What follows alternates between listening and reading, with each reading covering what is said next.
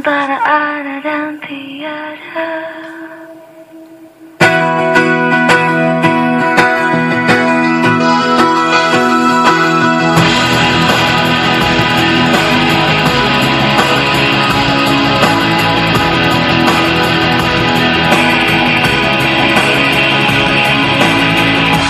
Setiap ku melihatmu, ku terasa di hati. Kau punya segalanya yang aku impikan. Kenanganku tak henti saja tentang bayangmu. Walau ku tahu kau tak pernah anggap ku ada. Ku tak bisa menggapaimu, takkan pernah bisa. Walau sudah letih aku, tak mungkin lepas lagi. Kau hanya mimpi bagiku, tak untuk jadi nyata. Dan segala rasa buatmu harus padam dan berakhir.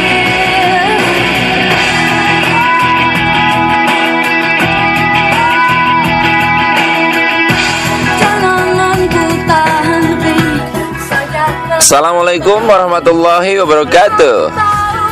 kau tak pernah anggap ku ada. Selamat pagi teman-teman dimanapun Anda sedang berada saat ini. Berjumpa lagi dengan saya Arif RH dalam program audio yang saya share secara free di dunia maya. Ya, sebuah lagu dari grup band Utopia dengan judul Antara Ada dan Tiada. Oke. Tema yang akan kita bahas hari ini terkait tentunya dengan lagu yang dinyanyikan oleh grup band Utopia itu. Tema kita hari ini adalah tentang samudera kemungkinan, the ocean of probabilities ya. Jadi teman-teman, ini saya berharap Anda sebelum mendengarkan rekaman ini, jika Anda belum mengikuti yang sebelumnya, monggo ya mendengarkan dulu rekaman tentang manusia dan cahaya. Ya, itu salah satu yang paling penting. Nah, di sana saya cerita tentang eksperimen yang sangat kondang tentang double slit eksperimen, tentang sifat partikel ya. Di situ sifat partikel yang sifat elektron yang dualitas antara wave dan partikel ya. Jadi wave ini melambangkan tentang sesuatu yang ada di sini sekaligus di mana-mana, dan juga partikel yang memiliki sifat matter atau materi yang berlokasi jelas di situ ya. Nah, teman-teman, dari filosofi double slit eksperimen atau percobaan dua celah itu sebenarnya sangat menyangkut bahwa realita itu adalah sebuah samudera kemungkinan. Realita itu antara ada dan tiada, termasuk alam semesta ini juga antara ada dan tiada. Nah, kenapa bisa begitu? Jadi matter ini adalah, kita bilang tadi, realita. Wave ini kita sebut sebagai masih kemungkinan. Nah, yang menarik, perilaku elektron dalam double slit eksperimen itu, dia mengalami kolaps ya. Jadi wave ini mengalami kolaps menjadi partikel atau menjadi matter, kemungkinan menjadi sesuatu yang memadat. Reality tergantung pengamatnya, yang kalau dalam dunia fisika disebut observer effect. Nah, ini konsekuensinya sangat panjang ya. Berarti kehidupan kita tergantung kita mau memberikan attention kemana, kita memberikan pengamatan ke arah mana. Ini sangat penting. Karena kalau bahan dasar alam semesta di situ juga melibatkan elektron, di mana perilaku elektron tadi seperti yang saya ceritakan di awal dan juga di rekaman yang pertama kali ya, maka segala sesuatu itu sebenarnya tergantung kita memilih dan memutuskan untuk mengamati yang mana. Jadi kalau di dalam hidup ya Anda banyak mengamati kekurangan, banyak mengamati keburukan, maka realiti Anda akan itu. Nah, yang jadi problem adalah terkait dengan rekaman yang kemarin tentang pilar jagat. Bisakah Anda membayangkan dampaknya jika sekian banyak orang memberikan pengamatan kepada hal yang membuat kehidupan ini jadi tidak baik? Sekarang gini, banyak para spiritualis ya. Ya, saya baca di beberapa buku. Kenapa mereka sangat aware soal ini? Padahal zaman itu mungkin fisika belum bertumbuh. Para spiritualis yang memahami hal ini, mereka tidak mau diundang ke konferensi anti perang, itu tidak mau. Tetapi mereka akan menghadiri konferensi perdamaian. Sekarang, sepertinya kan beda sekali ya. Sepertinya sama ya antara anti perang dan perdamaian. Tetapi attention-nya tuh beda. Coba, Anda perhatikan lagi. Anti perang dengan perdamaian. Perdamaian akan memberikan attention kita kepada keadaan damai. Sementara anti perang itu akan memberikan attention kepada perang. Coba direnungkan baik-baik. Nah, perhatian inilah yang justru akan memperkuat realita. Ide rekaman hari ini sebenarnya teman-teman, saya hanya prihatin saja. Saya mengerti bahwa ada saudara kita, negara tetangga yang sangat berperan ya, mungkin dalam sejarah pembentukan bangsa yang sedang mengalami krisis di negaranya. Saya mengerti, saya juga berharap bahwa semoga yang di sana ya bisa menemukan solusi terbaik untuk banyak pihak sehingga tidak banyak satu korban. Cuman yang saya sayangkan adalah banyak video-video, foto-foto yang selalu di-share ya di Facebook saya, itu video-video tentang kekerasan dan itu sangat vulgar. Oke, mungkin secara logis itu tujuannya adalah untuk menggalang simpati, ya. Tetapi cara kerja bawah sadar manusia terkait dengan attention itu berbeda. Justru perhatian kita nanti ke sana terus. Yang secara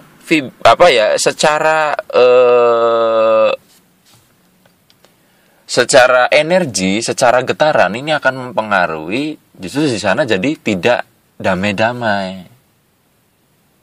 Karena attention banyak orang diarahkan ke sana semua. Saya ambil contoh sederhana. Masih ingat nggak Anda waktu, ini salah satu dari contoh, sekian banyak contoh ya. Masih banyak contoh sebenarnya. Yang kejadian Afriani, yang Tugu Tani, yang dia dalam keadaan mabuk kemudian menabrak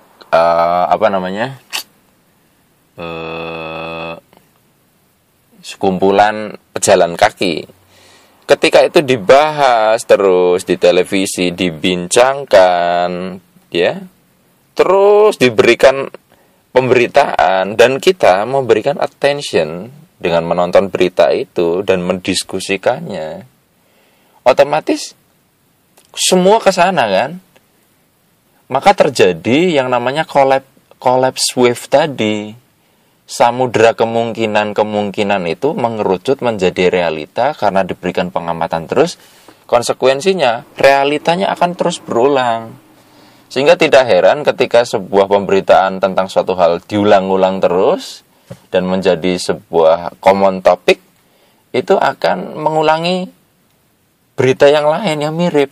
Sehingga tidak heran kan, setelah kejadian Afriani muncul kejadian yang mirip-mirip. Seperti itu, mirip nabrak orang di pinggir jalan, dan itu berulang-ulang. Karena attentionnya ke sana. Nah, sekarang pemberitaan di media massa, kenapa yang banyak dipublish negatif terus? Banyak sebenarnya kan pejabat kita yang baik, tapi kenapa yang diangkat selalu yang jelek? Nah, ketika attention ke jelek terus, attentionnya terus ke sana, perhatian kita ke sana, maka samudera kemungkinan ini akan mengerucutnya ke sana terus. Membentuk realitanya ke sana terus. Yang dibahas korupsi terus. Akhirnya apa? Akan menjadi lingkaran setan gitu loh. Begitu terus. Akan selalu mengulang realita yang sama. Begitu teman-teman. Nah, jadi sebenarnya kita bisa memilih secara bersama-sama bagaimana kehidupan ini mau kita bentuk. Seperti samudera kemungkinan ini adalah sebuah jawaban, ya, jawaban yang semuanya sudah ada jawabannya. Tergantung pertanyaan kita. Nah, kalau misalkan kita ini mengamati kepada suatu hal, itu seperti memberikan pertanyaan dan selalu akan dijawab. Masih ingat pembahasan kita soal tentang desain alam semesta ya? Kita untuk memahami cara kerja alam semesta, kita pahami diri sendiri saja. Otak kita. Kalau misalkan Anda mengunjungi orang sakit, kemudian Anda bertanya begini, bagaimana, sudah baikan? Nah, itu kan sebuah pertanyaan ya. Gara-gara pertanyaan itu, kira-kira si teman yang Anda jenguk, attentionnya jadi kemana? Perhatiannya, dia akan mencari keadaan baikan. Udah baikan? Oh udah, ya kan? Nah sekarang kalau Anda nanya gini, gimana, masih sakit? Attentionnya kemana? Dia akan mencari-cari, iya bagian sini sebenarnya masih sakit. Jadi kalau cara kerja otak manusia begitu, sementara alam semesta ini memiliki sifat-sifat yang tentunya sangat mirip karena kita kopian dari alam semesta, maka ketika pengamatan diberikan ke situ, Anda bertanya ke satu hal ke situ, realitanya akan ke situ.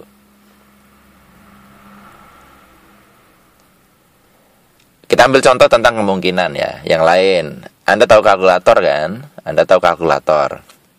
Nah, kalau misalkan kalkulator ini komponennya kan ada tombol ya, biasanya ya. Kemudian ada layar di mana di situ angka-angka muncul.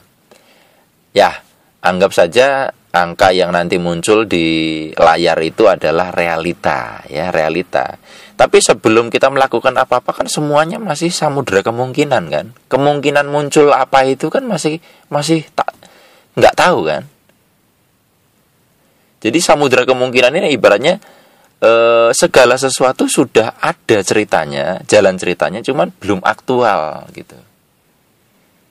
Cerita nanti 1 tambah 1 jadi berapa, 2 dibagi 2 jadi berapa, itu sudah ada di dalam sistem komputer itu, di dalam sistem kalkulator itu, bahkan sebelum kita membeli kalkulatornya kan.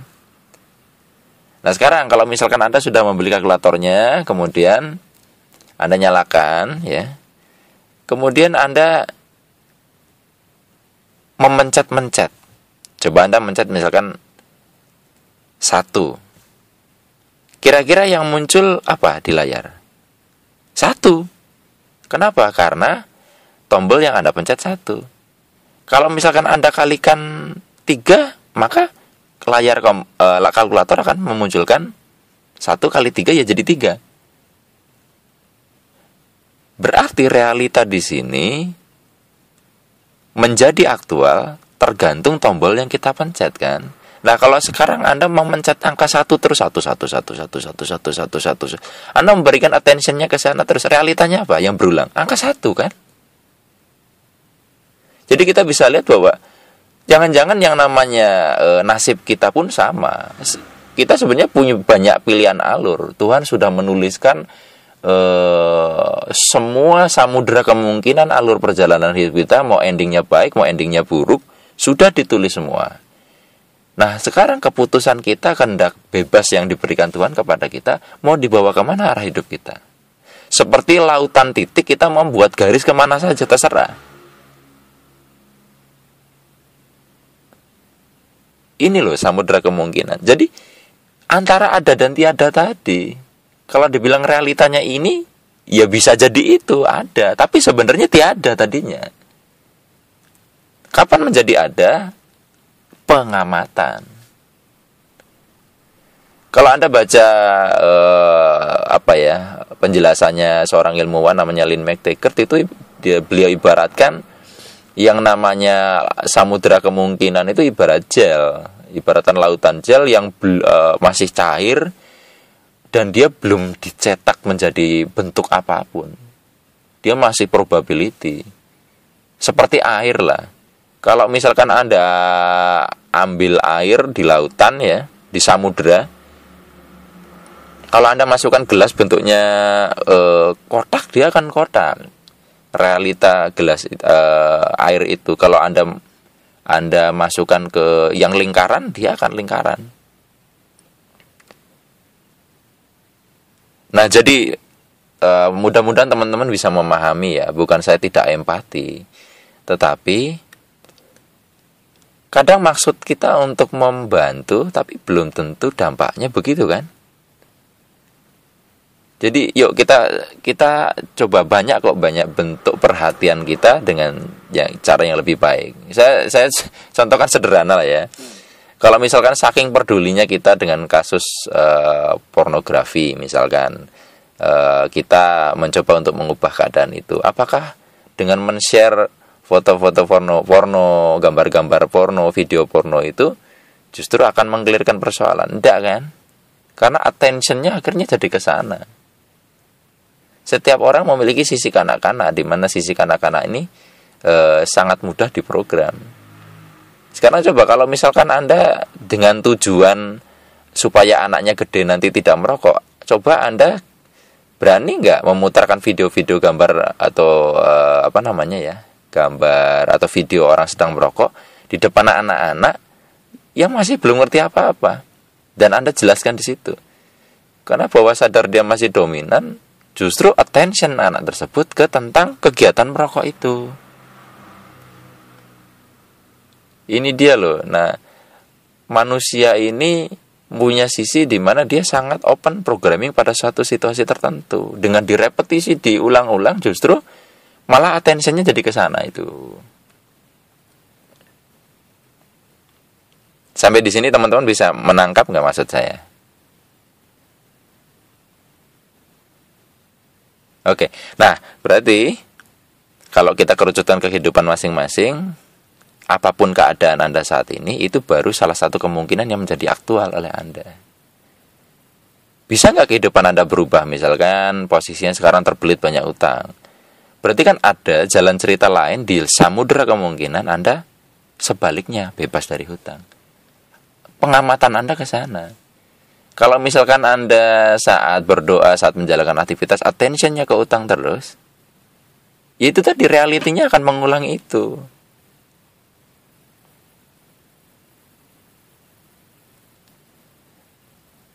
Nah, sekarang ya kalau misalkan saya mengamati saja sih, ini versi saya ya.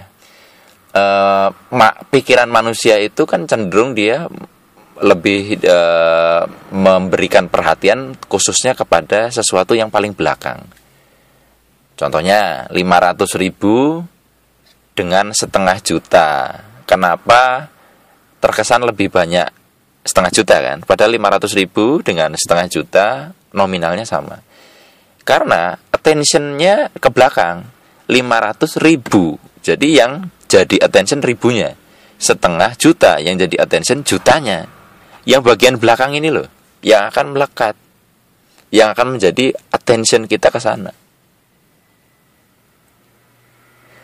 Nah, makanya kan Kalau contohnya Anda contohkan atau korelasikan ya, sekali lagi kalau saya bicara soal agama itu tujuannya adalah sekalian kita supaya bisa meng-cross check dengan keyakinan masing-masing. Anda agama apa saja monggo disesuaikan. Nah, bagi yang muslim, Anda perhatikan kalau misalkan ayat di Al-Qur'an itu cerita apa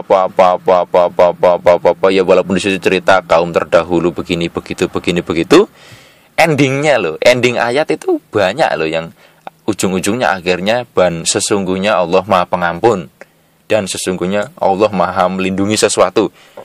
Endingnya selalu diakhiri yang baik ke Tuhan yang mempunyai sifat gitu tertentu.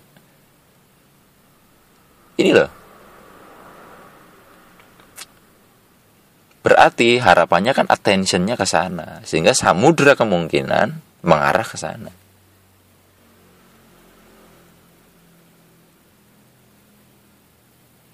Oke, teman-teman, sampai di sini kalau misalkan Anda masih banyak pertanyaan tentang hal ini, tentang samudra kemungkinan, Anda bisa mengakses artikel-artikel saya di Facebook saya, semogarib@gmail.com, teman-teman, semogarib@gmail.com,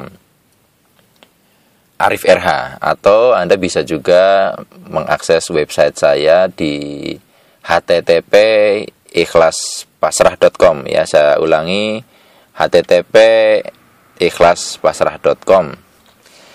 Demikian teman-teman apa yang bisa saya sharingkan pada kesempatan kali ini. Mudah-mudahan memberikan manfaat bagi Anda. Saya akhiri, wassalamualaikum warahmatullahi wabarakatuh.